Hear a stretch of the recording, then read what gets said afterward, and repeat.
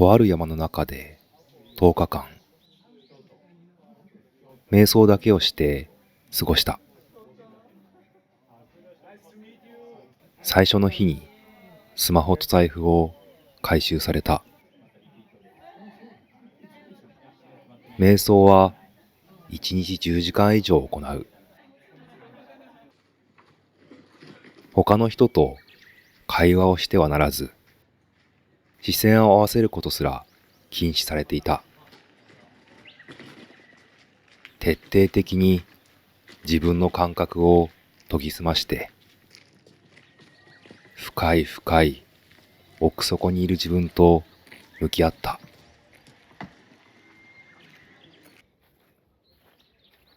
9日目の朝に外を散歩していたとき、自分の内側が完璧に澄み切っていることに気がついた。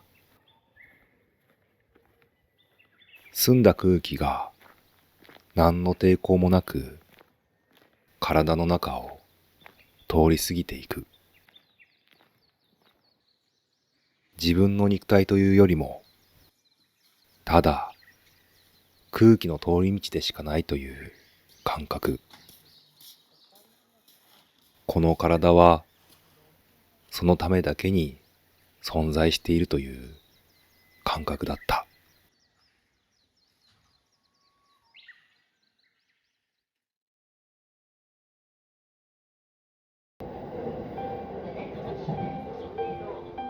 さて、シャバに帰ろ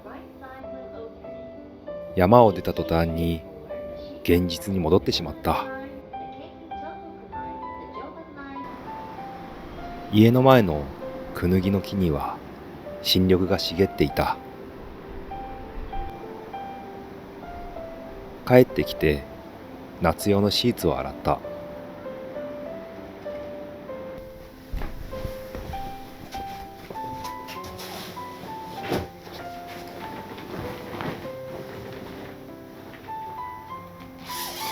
冬物のカバーをやっと交換する。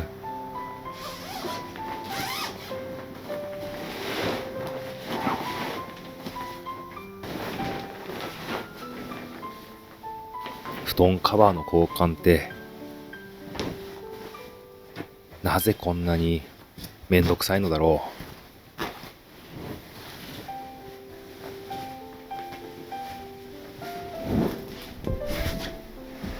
う。瞑想したとて面倒なものは変わらず面倒だ。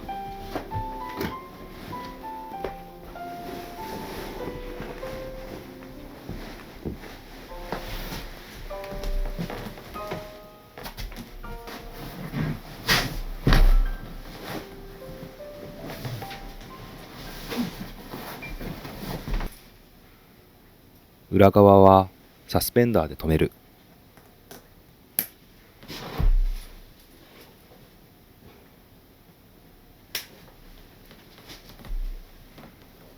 これをするとシーツがずれない。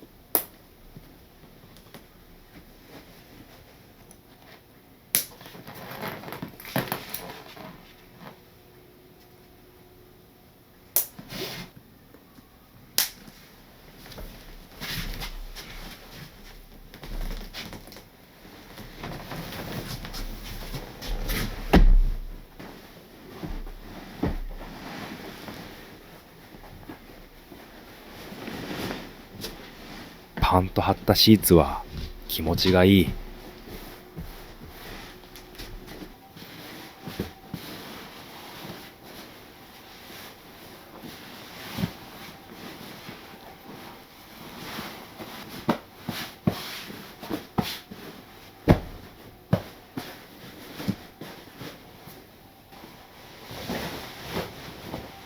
布団カバーは裏面を合わせて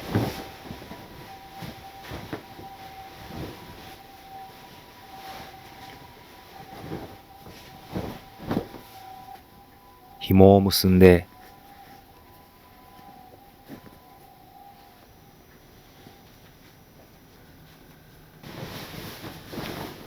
カバーの中から奥の角を掴んでひっくり返す。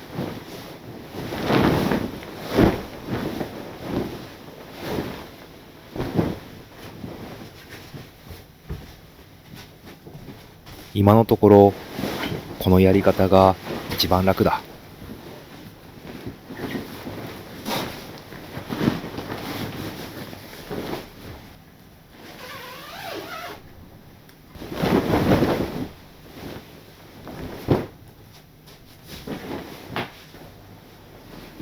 よし、できた。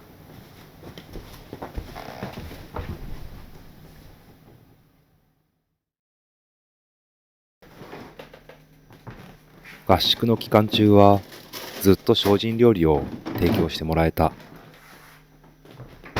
その料理を再現して作ってみる。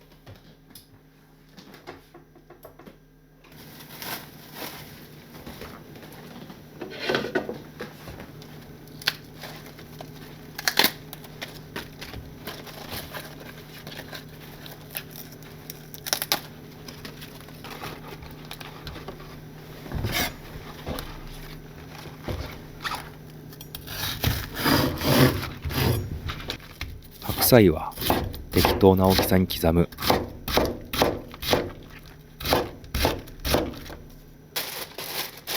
ビニール袋に入れて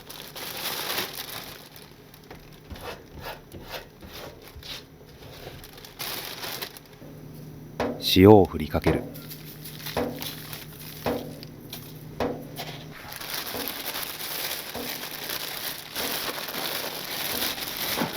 袋を振って混ぜて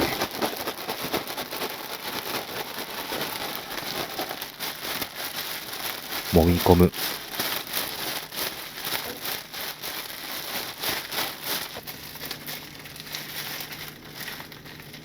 口を縛ったら冷蔵庫に入れてなじませる。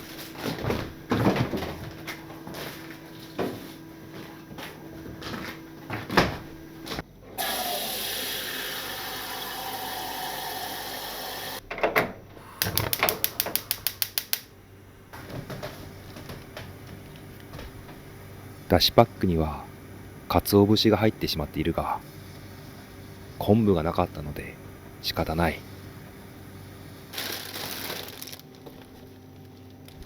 えのき。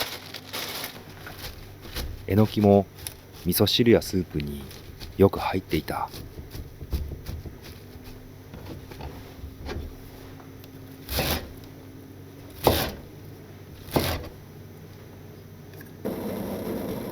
沸騰する直前にだしパックを取り出す。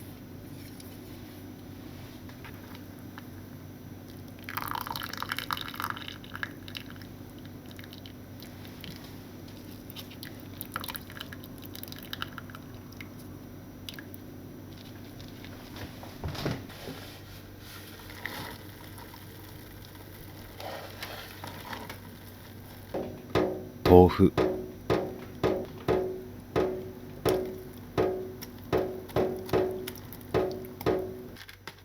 わかめ。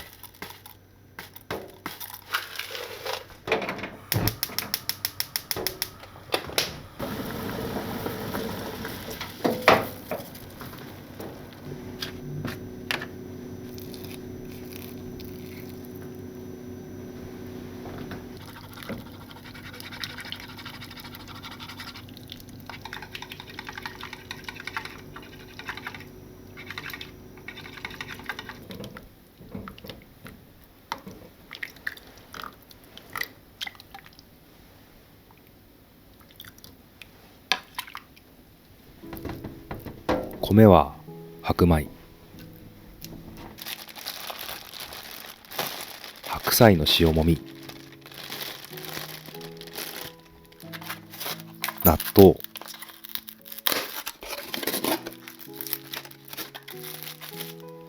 タレとからしは使わない。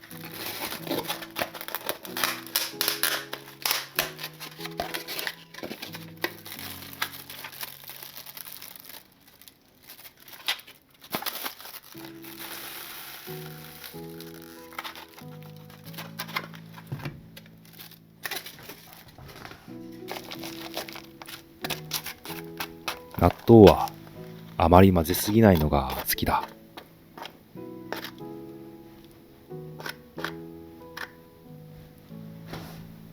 オリーブオイル。精進料理には脂質が少ないので、いつもこれをかけていた。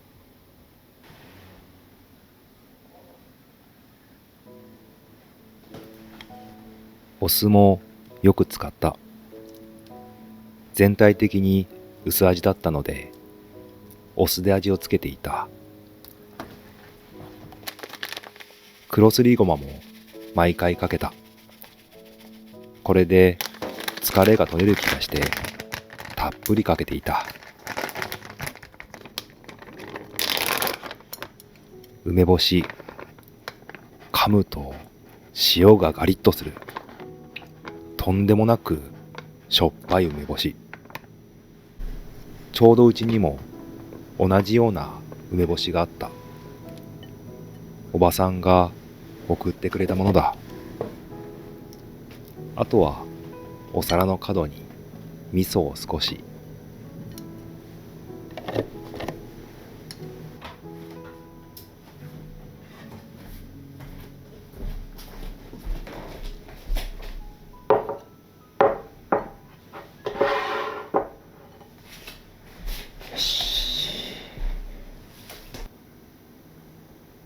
本日の晩ご飯、瞑想合宿で食べた精進料理。さあ、食べよう。いただきます。いただきます。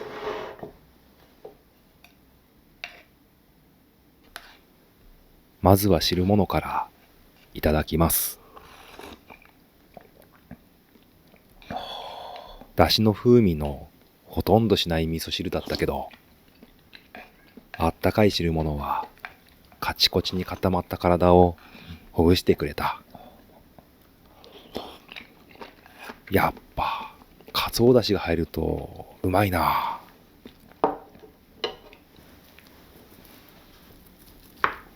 瞑想期間中は腹八分目を進められる。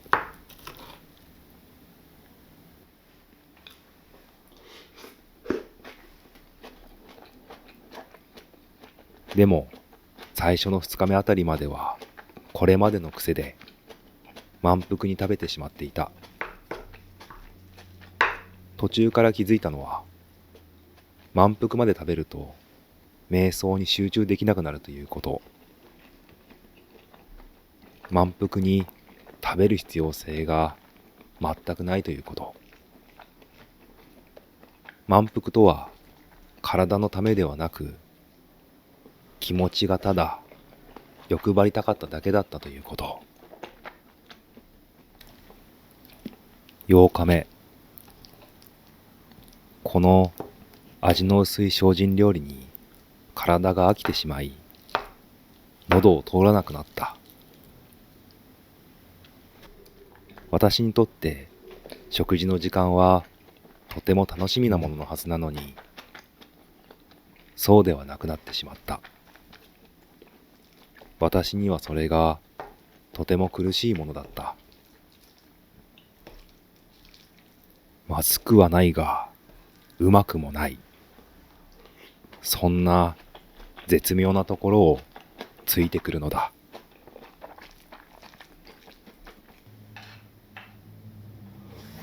10日目、最終日。薄味の料理から解放され、ちらし寿司や甘いきなこ餅が施された。本当に美味しかった。普段のこの日常には美味しいものが溢れている。それを食べられることを忘れてはならない。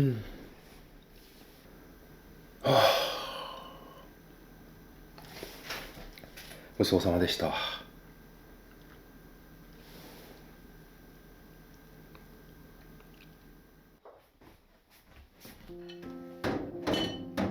今回の合宿は、ここでは伝えきれないほどいろんな体験をした。痛みの捉え方、人前でも人の目を気にしない過ごし方、自分の感情との向き合い方、執着や嫌悪の原因、お金の考え方、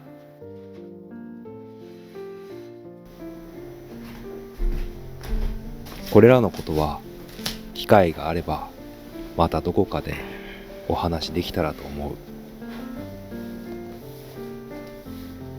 ただ、たった10日間で人生が劇的に変わるわけではない。でも、変えたいものを変えるためのきっかけは知ることができた。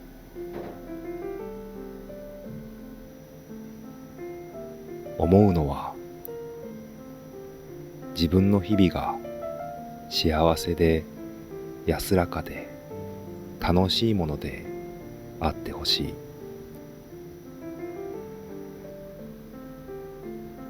あなたの日々が幸せで安らかで楽しいものであってほしい。改めてそう思うことができた。